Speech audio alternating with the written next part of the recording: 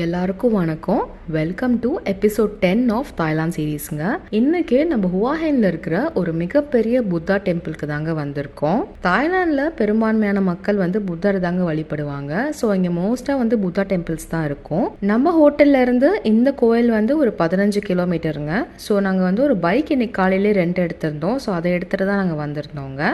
இதுதான் parking space. So இதை தாண்டி வந்தோம் அப்படின்னா கோயிலோட என்ட்ரன்ஸ் வந்துருங்க. இந்த என்ட்ரன்ஸ்லேயே பார்த்தீங்கன்னா நிறைய குட்டி குட்டி ஷாப்ஸ்லாம் வச்சுருக்காங்கங்க. நிறைய அந்த ஆர்ட் பொருள், அப்புறம் ஸ்டோன்ஸு, அப்புறம் இந்த ஸ்நாக் ஐட்டம்ஸ்லாம் கூட வித்துட்டு இருந்தாங்க.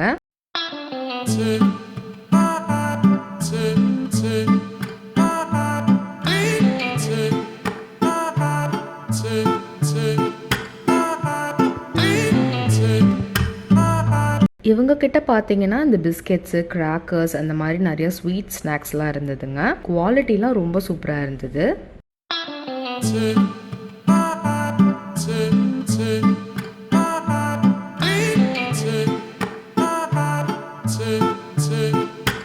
இந்த சைடு பார்த்தீங்க அப்படின்னா இந்த கோயிலே அவங்க கைப்பட ப்ரிப்பேர் பண்ணுற சில ஆயில்ஸ்லாம் வச்சுருந்தாங்க.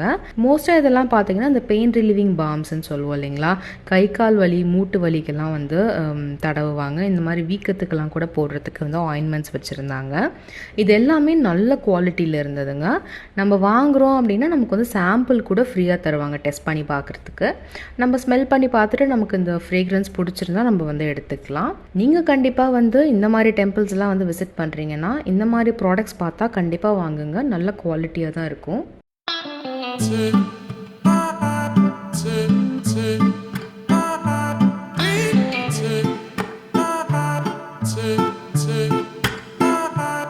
இந்த பாயிண்ட்டுக்கு அப்புறமா ஸ்லிப்பர்ஸ் அலோவ் பண்ணுறது இல்லைங்க. ஏன்னா இங்கே நம்ம சித்தர்கள்னு சொல்லுவோம் இல்லையா, அந்த மாதிரி இங்கே மாங்கோட ஸ்டாச்சூஸ்லாம் இருக்குது. ஸோ அதை கும்பிடுறவங்களும் இருப்பாங்க. ஸோ அந்த பாயிண்ட்டுக்கு அப்புறம் ஸ்லிப்பர்ஸ் கிடையாது. அதனால் நாங்கள் இந்த சைடு வந்துட்டோம்.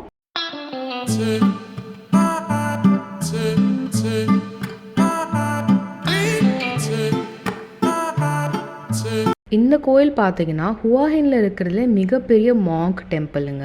தாய்லாண்டில் மற்ற சிட்டிஸ்ல இருந்து கூட மக்கள் இந்த கோயிலை பார்க்கறதுக்காக இங்கே வருவாங்க.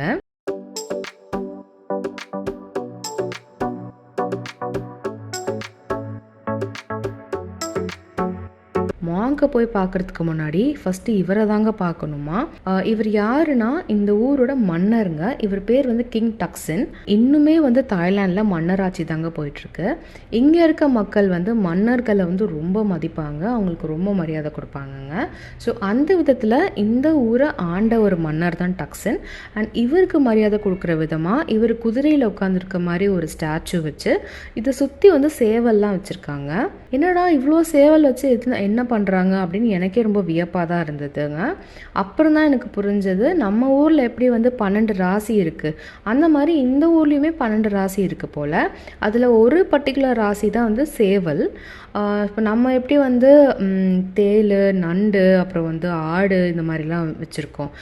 இங்கே வரி குதிரை, யானை, சேவல் இதெல்லாமே ஒரு ராசியை குறிக்கக்கூடிய மிருகங்கள்.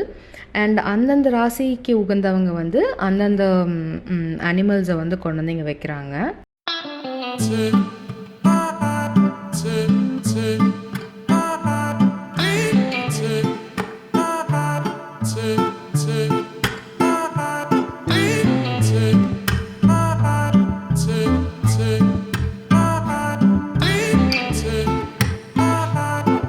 இங்கே நான் ரொம்ப ஆச்சரியப்பட்ட விஷயம் என்னென்னா, நம்ம ஊரில் எப்படி இளநீ, தேங்காய் இந்த மாதிரிலாம் கொண்டு சாமிக்கு வைப்போமோ, இங்கே மிரிண்டா, ஃபேண்டா இந்த மாதிரிலாம் கொண்டு வைக்கிறாங்கங்க.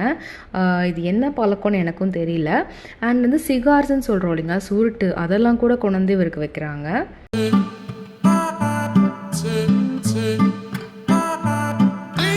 இவர் மேலே ஃபுல்லாக இந்த கோல்டன் ஜிக்னா பேப்பர்ஸ் மாதிரி ஒட்டுறாங்கங்க. இதுக்கு பின்னாடி என்ன ரிச்சுவல், என்ன ட்ரெடிஷன் எனக்கு தெரியல. பட் நிறைய பேர் இது செய்கிறாங்க.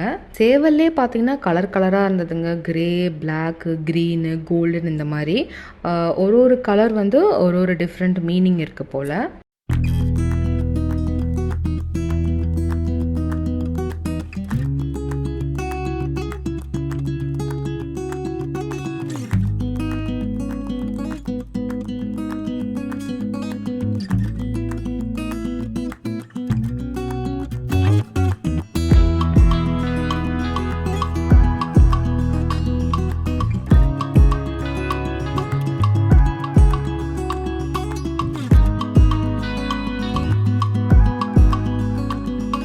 நம்ம மாங்கு போய் பார்க்கறதுக்கு முன்னாடியே நிறைய ஷாப்ஸ் இருக்குங்க குட்டி குட்டியாக. நிறைய இளநீ கூல்ட்ரிங்க்ஸ்லாம் வந்து சேல் பண்ணிட்டு இருந்தாங்க வெயிலுக்காக.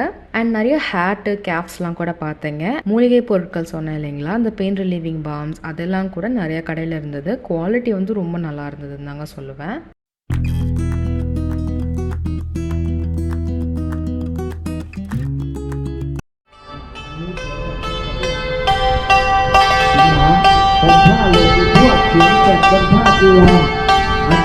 ஒரு வழியாக நம்ம மாங்க் கிட்ட வந்துட்டோங்க.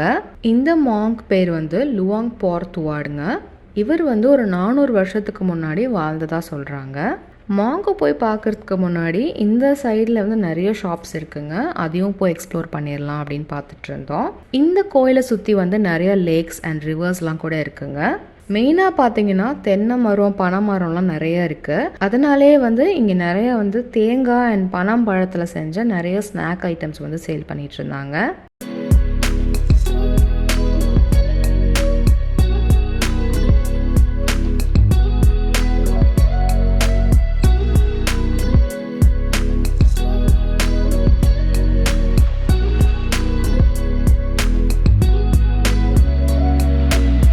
இவங்க கிட்ட இந்த கிராக்கர்ஸ் வந்து நாங்கள் வாங்கியிருந்தோங்க. என்னன்னா 2 பிஸ்கெட்ஸ்க்கு நடுவில் வந்து இந்த பழம்பழத்துலேருந்து ஒரு சின்ன ஒரு ஸ்டஃபிங் மாதிரி பண்ணியிருந்தாங்க. ரொம்ப சூப்பராக இருந்ததுங்க சாப்பிட்றதுக்கு.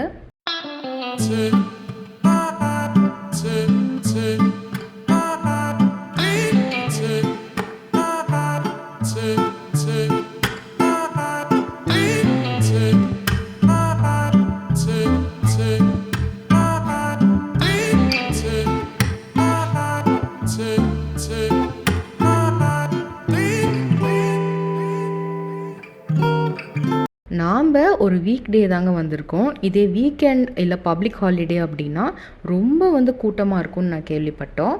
இந்த மாங்க் ஸ்டாச்சு பார்த்தீங்கன்னா 12 மீட்டர் உயரத்துக்கு இருக்குங்க. இவரை இந்த ஊரில் வந்து ரொம்ப வந்து நம்புகிறாங்க. அதாவது இவர் நிறைய அற்புதங்களை நிகழ்த்தியிருக்கிறதா நம்புகிறாங்க. எங்களுக்கு வந்து இந்த ரிலீஜன் அந்த ரிலீஜன் தான் ஃபாலோ பண்ணும் அப்படிலாம் கிடையாதுங்க. நாங்கள் ஜென்ரலாக வந்து இந்த ஒரு பிளேஸை வந்து பார்க்கணும், இங்கே எப்படி இருக்குது இந்த வைபை வந்து ஃபீல் பண்ணுங்கிறதுக்காக தான் மெயினாக வந்ததே. ஆனால் வெயில் வந்து ரொம்ப அதிகமாக தாங்க இருந்தது, கொளுத்தி எடுத்துருச்சுன்னு தான் சொல்லணும்.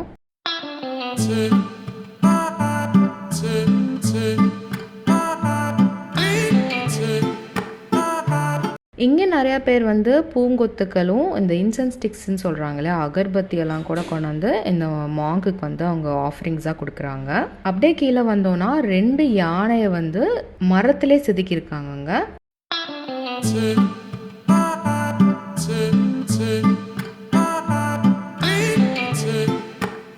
இந்த இடத்துல வந்து நிறையா பேர் வந்து மெடிடேட் கூட பண்ணிட்டு இருந்தாங்க.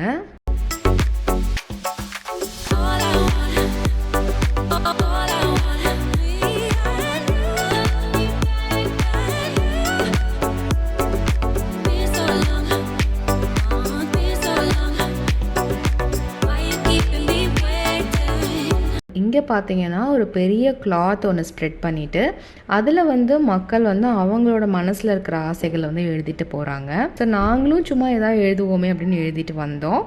இங்கே வந்து என்ன நம்புகிறாங்கன்னா நம்ம என்ன கேட்டாலும் வந்து இந்த மாங்க் வந்து இவர் கொடுப்பாரு அப்படின்றத ரொம்ப வந்து அதிகமாக நம்புகிறாங்க இங்கே இருக்க மக்கள். அதனாலே இந்த கோயிலுக்கு வந்து நிறைய சிட்டிஸ்லேருந்து மக்கள் வந்து கூடி வராங்க.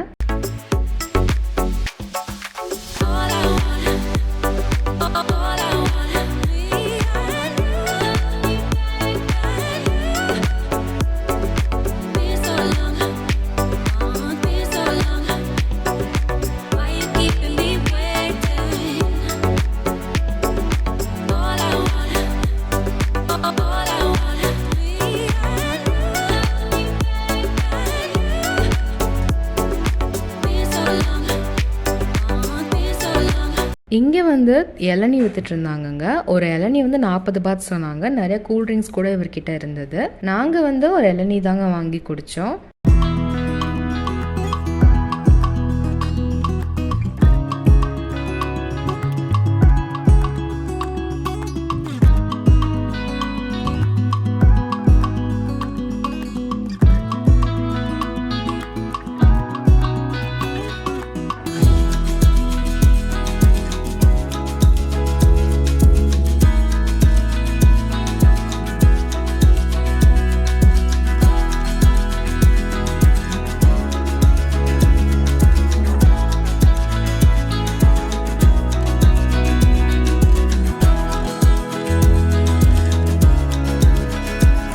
ஷன்விகாவுக்குமே ஒரு ஸ்பூன் போட்டு ஊட்டி விட்டாச்சு கொஞ்சம் இளநீ.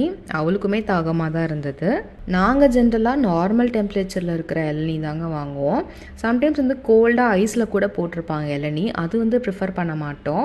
ஏன்னா சம்டைம்ஸ் வந்து அதில் ஏதாவது ஒரு மோல்ட்ஸோ ஃபங்கஸோ கூட இருக்கலாம். எவ்வளோ நேரத்துக்கு முன்னாடி ஓப்பன் பண்ணியிருக்காங்கன்னு தெரியாது இல்லையா, அதனால.